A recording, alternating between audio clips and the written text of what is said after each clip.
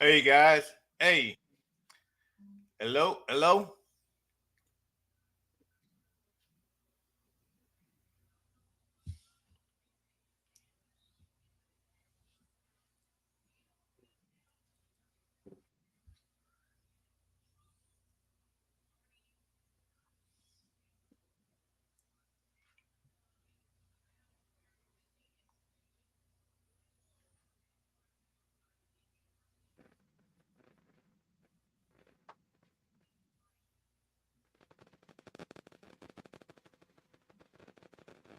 Make sure nothing's on mute. Take them off. Make sure that both mixes on. Nope. I don't hear nothing. Brother Jackson, mic check. Can you hear Greg? Nope. So, okay, what about now? Nope. Turn the mixer. Turn the channels up. Make sure the channels are up. Make sure that Did Greg just say something? 3 and 4 on the what you call it up on the mix cast. The first Yeah, 3 and 4 is up, okay, and then on the other one, 1 and 2. okay, that's it. Then make sure that On the second one, names are up. okay. So while Mic we check. you got those microphones on in there? Yeah, I turned the phone. Mic check. You hear Greg? Nope. Hey, you doing something about Go ahead. Go do. mic? Not, it ain't got nothing to do with that. It's the equipment. Okay, I'm still in the control room, man. With I'm Twitch. Yeah, I got all the mute off and everything. I mean, okay. I hear you coming through a speaker, but it's got to be one of those mics in there. both of those mics are on. Make sure that make sure that all the faders are up for right now. Okay, I turned everything up. Greg, mic check. I barely hear him. You, so you barely hear Greg. Yeah. Okay, I got everything up, man. Dog, I thought we left the board set.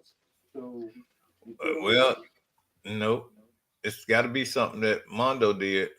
Hey, Okay. got it. Um. Mic check, mic check, mic check. 1, 2, 1, 2. Doc, you still don't hear anything. Nope. No, I don't have any mics on in here. Yeah, you do. Oh, yeah. Turn down 1 and 2 on the main one. On the main one. Down one Yeah. and two. Make sure Okay. make sure on make sure that 5 is up on the mix cast. Is that up? Yep. 5. Okay, make sure that the monitor out is turned up. I don't know what monitor out is. It's a button at the top where those 5 buttons are. Okay, Uh, monitor out. It's turned up. Yeah. okay, okay, and He said everything is coming through on Facebook. oh, okay, all right. Well, let's roll. Okay. Okay, can you hear Greg now? Can you hear Yeah, I Greg? can hear. Okay, so we good then. Yeah, You let's can just hear roll. Greg, right? Yeah, I can Greg, hear. say something. Yeah, You can hear Greg? I can hear him through your. I guess through your phone. Just let me see. Let me keep working with it. Go ahead. Do what you got to do. Yeah, I mean, if it ain't gonna work in that, dog, we can do it back over here. Well, let Man, me let me look at something. Hold on.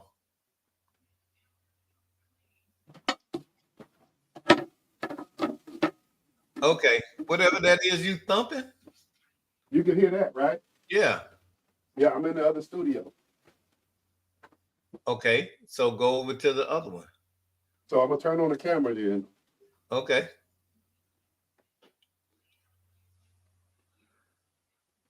Man,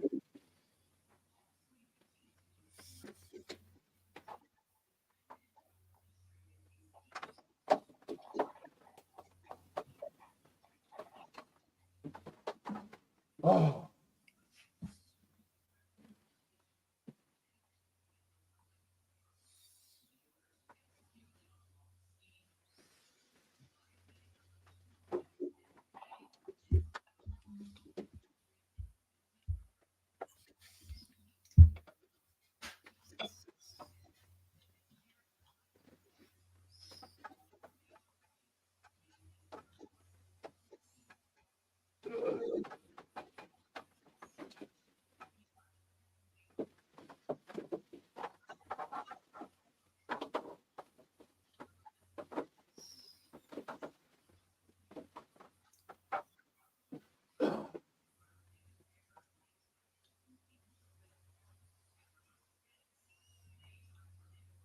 All right, Doc, I turned the other camera on over here. All right, you should be able to. It's not the other camera, right? Huh? Just go ahead and go back over there. What Greg got? Yeah. Are we gonna have time? Yes. Okay. All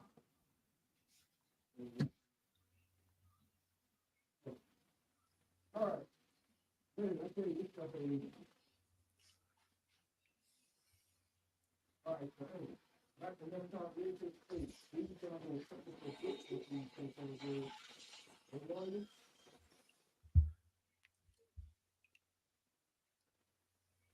Hey, we got to do that. Hey, we got to do that. Hey, oh, where's the time?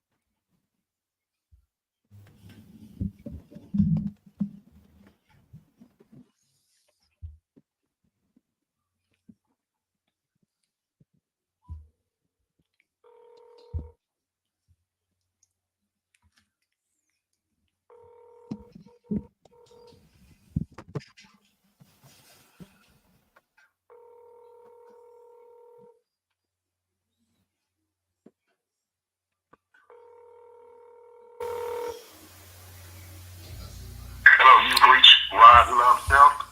I don't check voicemails too often.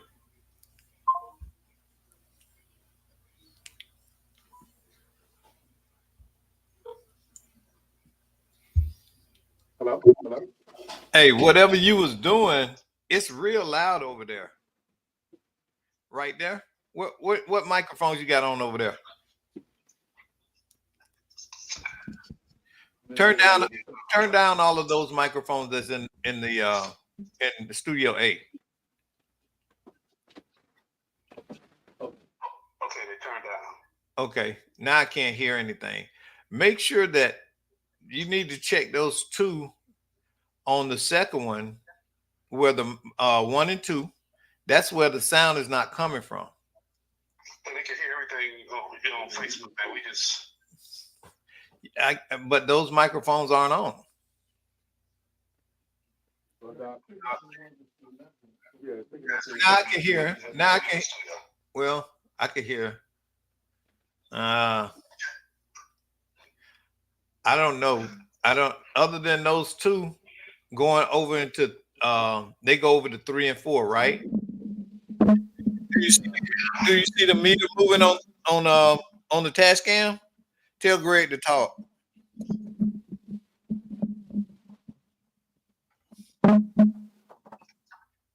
all right.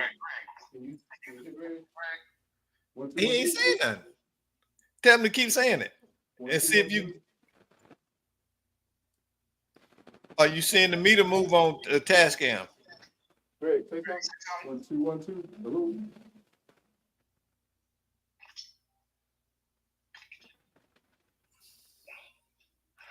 Nope. I'm about to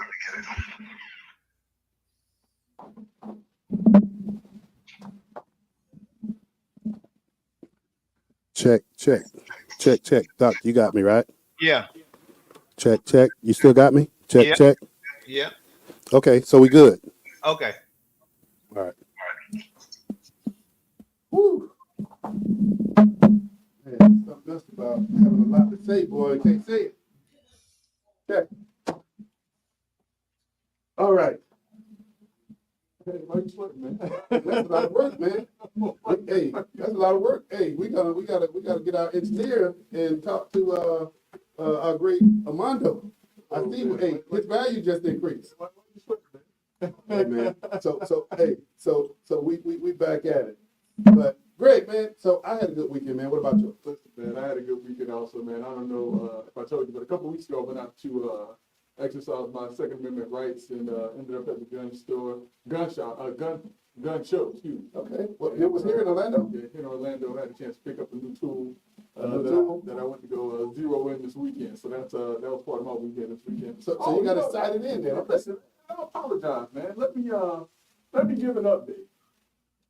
Last Monday, when we were on the show, I announced that my daughter had raised enough money or whatever to, and was competing in the Collegiate 100 scholarship pageant on the highest of 7 years on the campus of Fort Ann University.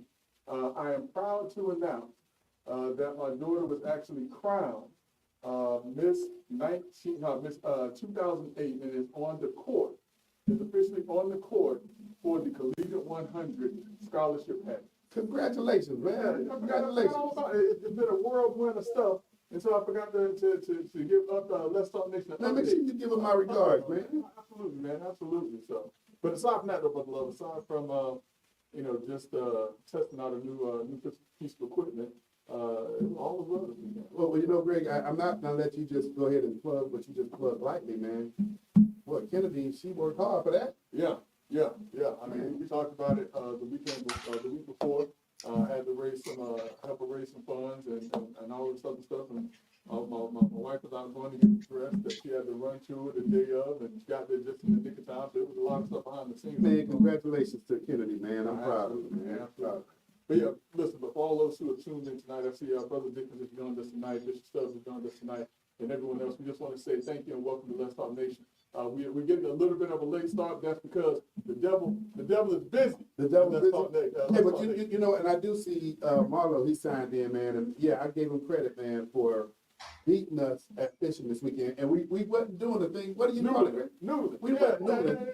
Noodling required you to get out in the water. Get in the water, and apparently catfish, they will go into crevices or whatever inside of a lake or a body of water, and you go in, and some people actually go underwater, they stick their hand in the catfish mouth, and then they bring them in. Well, we wasn't noodling because, Greg, where we were at, it was alligators there, and we didn't want to get noodled. Well, listen, when y'all go noodling, let me know. I'll do some noodling. I ain't gonna do no regular fish. I want to challenge. Okay, so you say it. We'll let you have it. Challenge in my life. Okay, go ahead. We'll give you that challenge. I know sure Brother Marlo will let you do that. But so Greg, man, there's a lot of things going on, There's a lot man. going on, man. Today is a historic day. All jokes aside, I don't know if people have realized, but Friday was an equally historic day. Friday was the day that a jury of 12 individuals were picked. 6 alternates were picked in order to start the first ever criminal trial of a former president of the United States in the form of Donald J. Trump. And today is a historic day because today the trial actually started on the criminal hush money trial in New York City.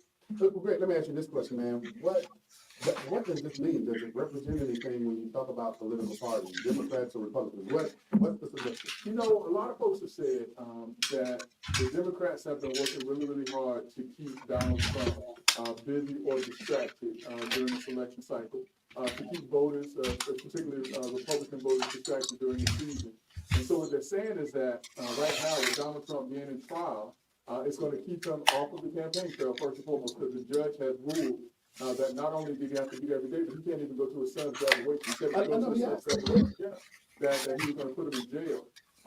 But, and also if he's found guilty, which is a very real possibility in New York City, because he's not well regarded in New York City, where he was born, that if he's found guilty, that there are going to be a lot of Republicans that back away from him. And so there are, there's a lot at stake for Donald Trump in this election. Now, let's say if he wins, he prevails, that's going to give the Republican Party, Republican voters, even more fire or flame, stoke the flame even more to get out and support Donald Trump. Man, boy, well, great. How long is this trial supposed to take? You know, and let me say, because it sounds like our engineers made it into the engineering room because we can hear everything you're doing. But how long is this supposed to take, man? So my understanding is that it's going to take 2 to 3 weeks. And so, in the next 2 to 3 weeks, one way or the other, Donald Trump presumably is either going to be found guilty or not guilty of criminal hush money, allegations. And basically this stems around saying that he used campaign funds or something like that to pay off Stormy Daniels or something. And also has to do something with his former lawyer, Michael Cohen, coming forward and giving some testimony. But it's a big mess. Nonetheless, it's a big mess. But, you know, while Republican, and Democrat voters, Brother Love, are struggling, with who to support and what they can look to, you know, people need to understand and realize that, you know, there are other candidates out there. Matter of fact, I want to say that Cornel West, although not very strong in terms of campaigning, is still out there. And as a matter of fact, Brother Love, and I'm gonna have to make sure that I bring this in. As a matter of fact, Robert F. Kennedy is actively campaigning and may find himself on a couple of ballots, which a lot of folks feel that that's going to hurt Joe Biden. But what that shows is that people have a third-party candidate that they can look to at these times. And great, but I think it expands the conversation to the extent that people are missing something.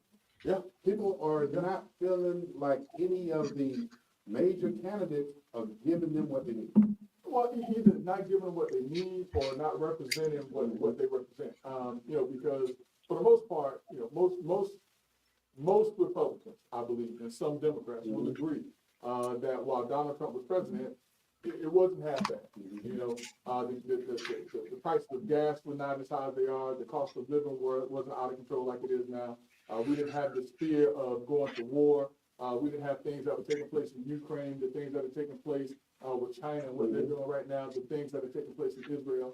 And so a lot of people thought that Donald Trump was just crazy enough to keep these other world powers at bay. But you know, Greg, when you say that now, I think the conversation when we talk about people getting what they need. Yeah. You look at California, you look at New York, you look at places that are now putting millions of dollars. And Greg, I'm gonna just go ahead and put this out there. Yeah. Man, I want people to enjoy the freedoms of America just like any other person, but there's a way to do it. And now you see, predominantly again now, man, with Democrats, I'm gonna add, that people are sitting back saying, hey, hold it. New York wants to do $53 million of gift cards. Greg, and I think the bill for hotels went up to $100 million or so. It's ridiculous. People who are paying the bills on that are sitting back saying, Taxpayers, not just people paying the bills, we're talking about taxpayers. taxpayers. Yeah. Hey, and in Chicago, I don't know if you pay particular attention, you got residents of the different wards in Chicago that are stepping up saying, wait a minute, we want everybody to enjoy these freedoms, but we live here. Right. And Right. so, Greg, I think, man, people are sitting back saying, what about us? What about me? Yeah, well, and listen, man, I mean, you know, and you can't forget, you know, one of the states that is on the front lines of what's taking place in terms of people crossing the border, Texas, and the drain on resources in Texas. Because what people don't realize is that in addition to housing, you know, you have schools that these kids have to go to, you have healthcare that has to be, that is going to be provided. And that is a drain on resources that, you know, quite frankly, these states are saying they don't have the money to, you know, to take care of. So you opening up the door to have a conversation, and I think it was New York that did this in particular, where they shut the schools down, where students had to actually learn virtually because they used the schools to house undocumented individuals. That's right. And here's something that I saw, Greg, and I don't know, man, is it a fad, a vernacular that we start using? A presentation to the Chicago City Council. Individual got up and she spoke about riding visitors. Do you know what that is? I can imagine what it is. And so, Greg, now we are calling things or people everything But what they are. but what they are. Yeah. And some people, and I'm gonna say, you know, we were stepping on that thing gently in the beginning because you don't want to get this label that you anti. Yeah. But Greg, bottom line is, man, you got people here in America suffering that's paying the bill, and folk are saying, you know, screw you. Listen, I mean, we have whole communities that are suffering right now, that could very well benefit from $53 million, $100 million. You name the amount that's being put towards, you know, undocumented individuals, illegal aliens, whatever the term is that people want to use. as opposed to places like Baltimore. Mhm. Where Baltimore has one of the lowest graduation rates. It has a deplorable school system, not my word, but what other people are saying. You have places like Chicago, where virtually every weekend, or every day you hear about, people being shot and killed. You have places like New York, you even have places like Oregon. I mean, you name anywhere USA, and there are most certainly communities and individuals in these states who are taxpayers, who are not getting the benefits or the resources that are being given to individuals who are not citizens of this country. Greg, you're just not a smart brother. You're a real smart brother, but I'm gonna have to hit you with pop quiz. All right, what you got? So when we see what we're seeing with support of undocumented people, where do you think that money's coming from? Come from the taxpayers. Okay, and when you nail it down and get even more specific, and because I've been watching the Chicago thing play out. What Chicago did was it took millions upon millions of dollars from the opioid settlement so that they can address the needs of undocumented individuals coming into the city of Chicago.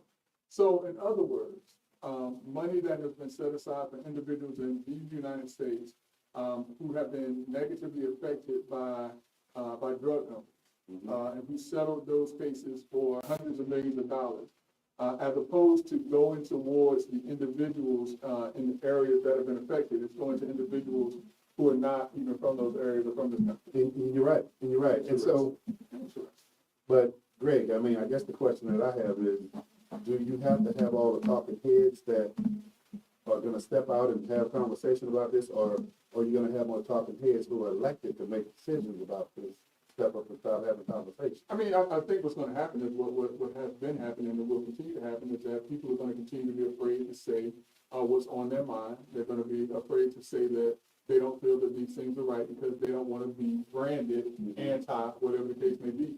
And quite frankly, Brother Love, that's why with the Republican Party, like it or not, Donald Trump has garnered so much attention and so much respect because a lot of times people are saying that he is saying what everyone else is afraid to say. So, right or wrong, they feel that they have a voice or someone who speaks on their behalf in the form of Donald J. Trump. Okay, I think it's gonna continue to get interesting, brother. Oh, no, listen, it most certainly will. It most certainly will. So, Greg,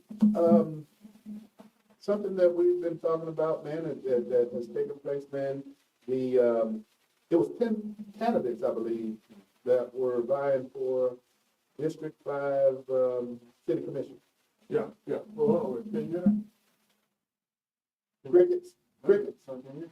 I can't hear it. The sound of election season is in the air, Is Brother it? Love. The sound of election season in there. And when it's election season, Brother Love, we got to get cool with this thing. We got to get cool with this thing, Brother Hey, Love. only because- Attorney Greg Jackson. Listen, man, what's taking place right now in Orlando, if we talk about unprecedented, once again, several weeks ago, we heard that Commissioner Regina Hill was suspended by Governor Ron DeSantis because of elder abuse allegations, fraud allegations. And so it opened it up to where her seat was going to be vacant. And so we have individuals who are running for that seat. We actually had a young man who was in just last week, former state representative McCurdy, to talk about, why it is that he's running for District 5.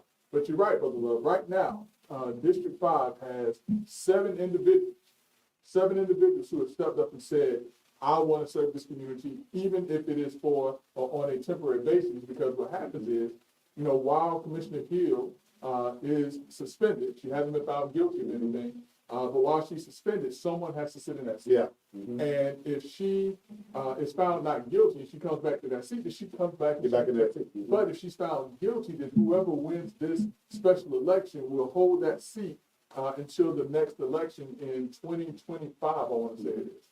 So who are these individuals, Brother Love, that have decided that they want to be the next District 5 commissioner? Attorney Jackson, though, break this thing down because it was 10 individuals that were vying for it. Yeah. Now, as a result of last week, and give everybody the update on the define qualified.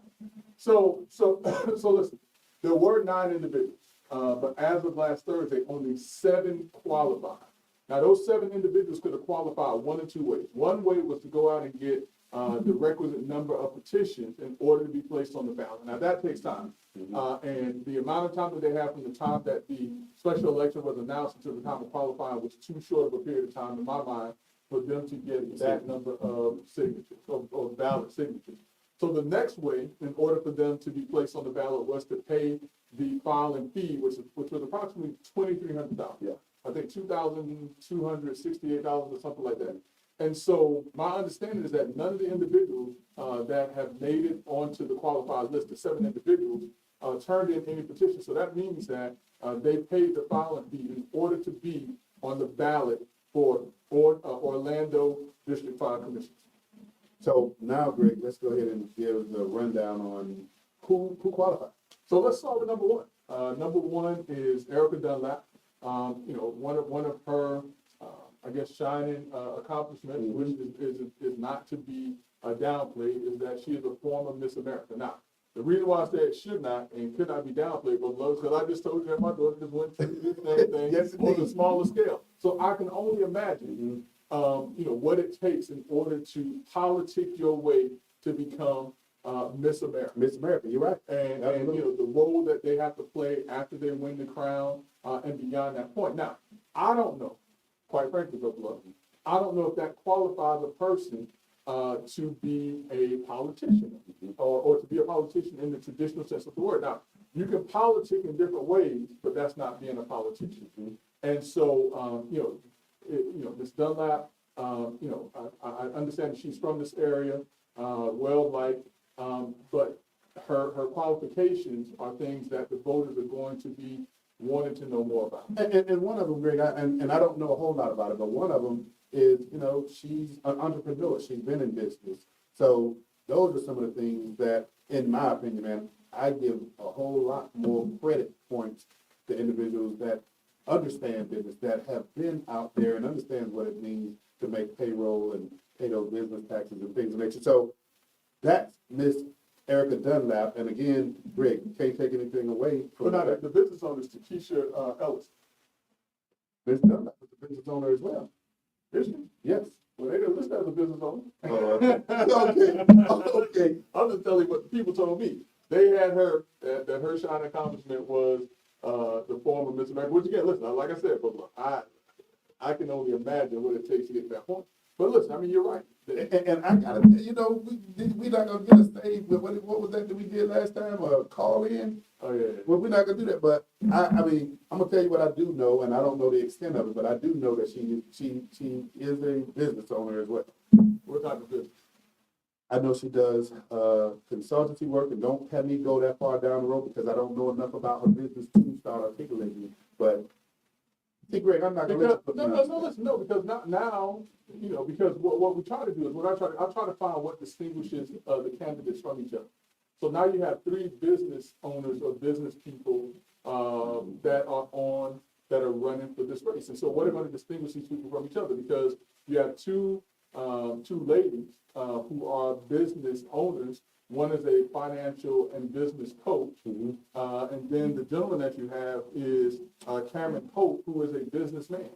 And so the question is then going to become, what are they doing in terms of business that would qualify them to be a commissioner? And I know we're gonna go down the list, but let me say this, Greg, and you and I, we had a real brief conversation on this. One of the reasons why it's real important to me to see somebody with some level of business acumen at the table, the Magic, what is it called? Magic Entertainment Complex that was just voted on today. And Greg, I don't know how many billions that's going to involve, but I do like to see somebody who understands the full gamut of how it's going to impact communities, who's going to be allowed at the table to participate in. Great, this is going to be, I mean, they're talking about, what, 2026? This may very well be built. Right. It's an entertainment complex, it's housing, I think it's a mini convention center. So now, when we talk about business owners, does it matter to you what type of business or business owner the person is? Now, It does. let me qualify that. Now, are we talking about a business owner who has a small business, they may, and just because I can't think of anything else they can solve. Are we talking about a business owner who has employees, has to make payroll, has to develop strategies in order to move their company from one step or one phase to the next so that the people who rely on them can continue to get a check and take care of their families also? It matters to me, Greg, because I've been in the trenches. It matters to me that you understand what it means to be impacted by regulatory processes, that you're making payroll on a regular basis. But also, Greg, I will say this to you. Being a small business is where you start. You shouldn't have aspirations of finishing being a small business. So, yeah, it does matter to me. Well, it depends now, because a lot of businesses that are considered to be small businesses are actually pretty large businesses. You're right. You're right. I mean, if you look at, some of the larger law firms here in this area, they are technically small businesses. If you look at a business like a Four Rivers, I want to say technically that would be considered a small business. Is a small business, Greg, let me ask you this, is a small business defined by the number of employees, or is it defined by its gross revenue? What? My understanding, all right, from my time on the SBDC, when I was a coach for the Small Business Development Center. It's going to be based on a couple of different factors. One of which is the number of employees that business has, the amount of revenue that business generates, and some other criteria that I can't think of right now. So it's a couple of things that it's based upon, because you can have a company with what some would consider to be a large number of employees that is still considered to be a small business. And dare I say, anything that is not on the Fortune 400 or the Fortune 100, in my mind, would be considered to be a small business. So that's why I say, like, a lot of businesses and companies that we look at, that we may say, oh, that's a big business. That's not. It's actually considered to be a small business. So Greg, with that being said, and I know we're going down a path, because I know we're going to go down this list, but something that you know a whole lot about. As part of this Magic Entertainment complex, I think the incentive from a city perspective is approximately about $2.5 million from the CRA. And that's just the starting point. There's a lot of other incentives, but Greg, I do, and I will say again, I like to see individuals that have some level of experience from the private business sector too, at the table. Yeah. So the next person, Brother Love, we talked a little bit about, Ms. Dunlap, Ms. Ellison. We talked a little bit about Mr. Hope, who's a businessman. We have someone who is not new to running in political races, has done well in some respects and not so well in other respects. And, it's respectable that someone would want to put themselves out to be a leader in the community through politics, and that is Ms. Luana Gels. Ms. Luana Gels, what they have her as is a community activist, but I personally know of Ms. Gels as a business owner. Yeah, you're right. You know what I'm saying? Yeah, you're right. So now that I'm sitting there thinking about it, the way that they characterize these candidates is kind of interesting. Who forms the narrative, Greg? Yeah, exactly. Because then the other question becomes, for people who are, out there voting and looking to determine, hey, who is the best candidate for this area? And listen, if somebody wants to chime in and let us know, I see Bishop Stubbs has joined us. If somebody wants to join in and tell us what exactly is a community activist, and what qualifications does a community activist bring to the table in terms of politics, because people don't realize politics is a science. People, that's why they have political science. And so while people look at politics in and of itself is the art of bringing people together and getting things done. If you look at it from its barest, bones explanation of what politics is. And this science of politics, how do community activists, how do business leaders, how do business owners fit into this realm of bringing people together? So, Greg, who is the most notable, most famous community activist, if you would? That made it ever so more popular than anything else. Listen, it was none other than Barack Hussein Obama. But listen, when you say community activist, you're talking about a community activist with an Ivy League undergrad degree and an Ivy League degree in law from one of the most prestigious universities, colleges in the world. And so as a community activist in the places where he worked and the things that he did, you know, I think community activist was just kind of I don't know, because he was, you know, his qualifications could have put him, Far extent, yeah. yeah, it could have put him in boardroom, you see what I'm saying? So, But Greg, it takes me back to my original point, Yeah. and that is, man, who creates this narrative as to who you are or what you are? Right. So we talked a little bit about Ms. Gelson. We had a chance to sit down with Representative McCurdy this last week. You can't gloss over Representative McCurdy, because when we talk about having some government experience, I know you were talking about that earlier. To have somebody who understands, and he mentioned it when he was in the studio, understanding policy, understanding appropriation process. So I think it's, you know, important to point that out as well. I mean, but even more impressionable on me was the fact that when Representative McCurdy came, he brought receipts. Yeah, And that's the one thing he did. He brought his receipts to show what he did while he was a representative. He talked about, building bridges and being able to work across the aisles and getting things done. But that's what politics is, you know. But you know why he talked that way? What's his major? What is it, mate? Political science. Okay.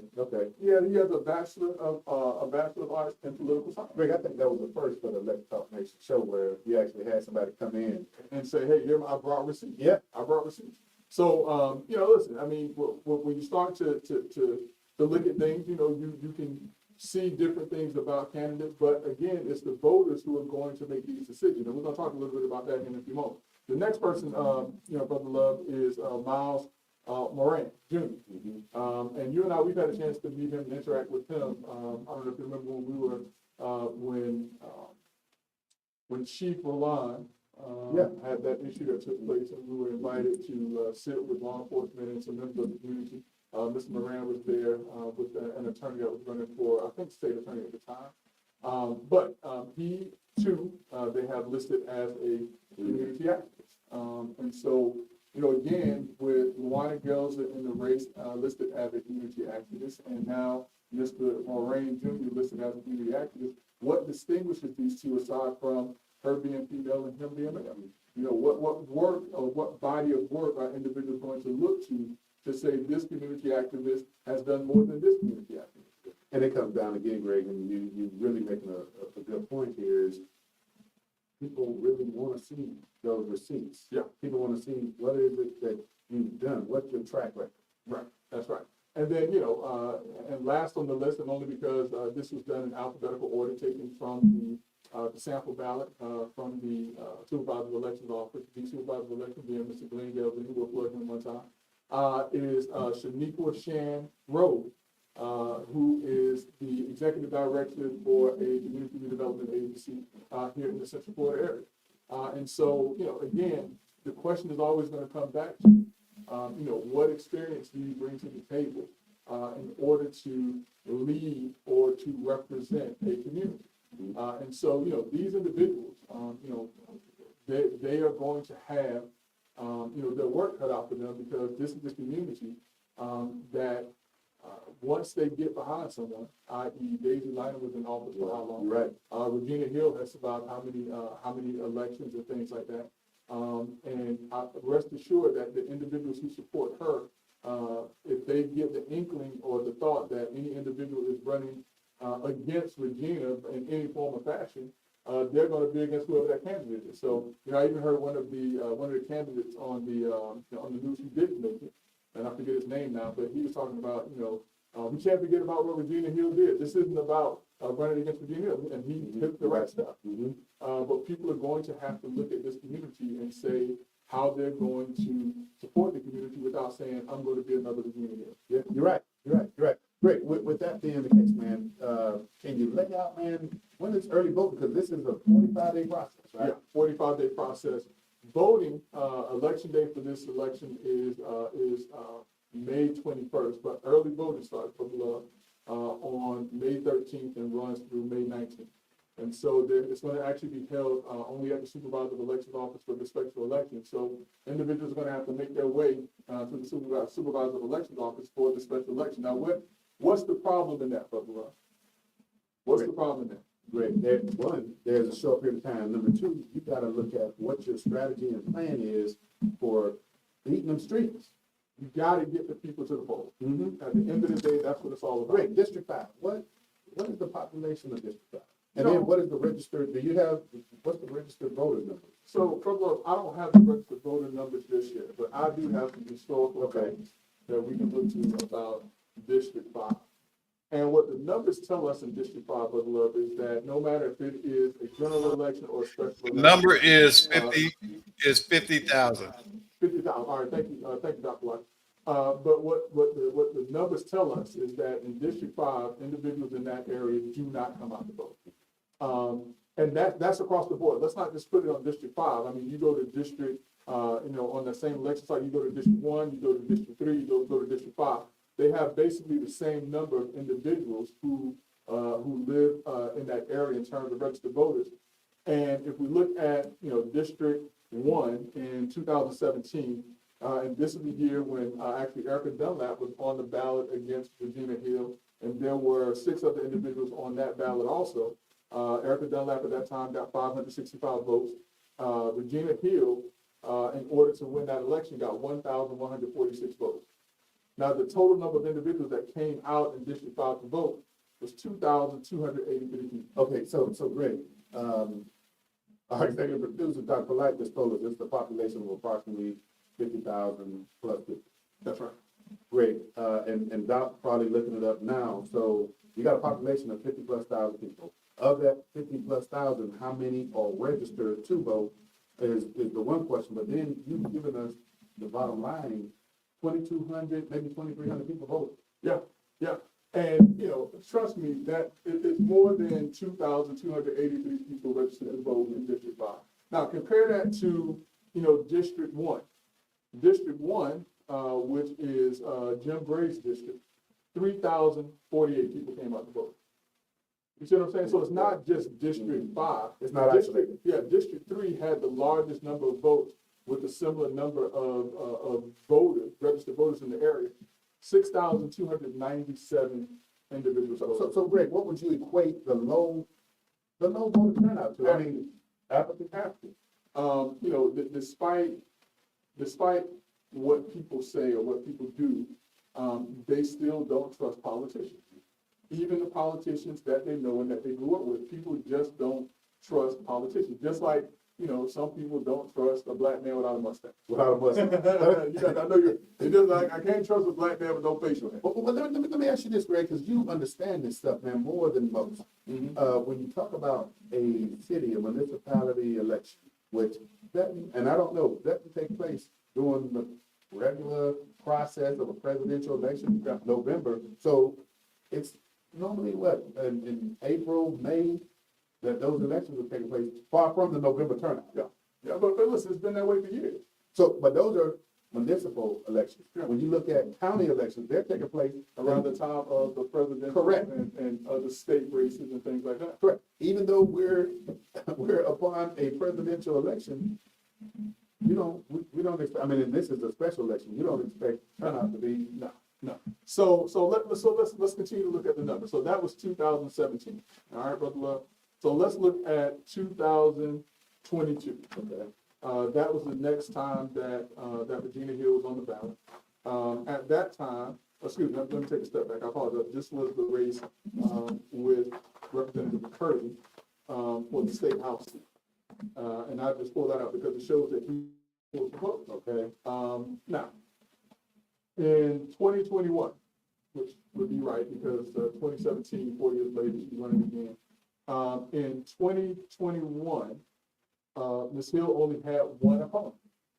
A single person ran against her. You know what that was? Ms. Rose. Dan Rose.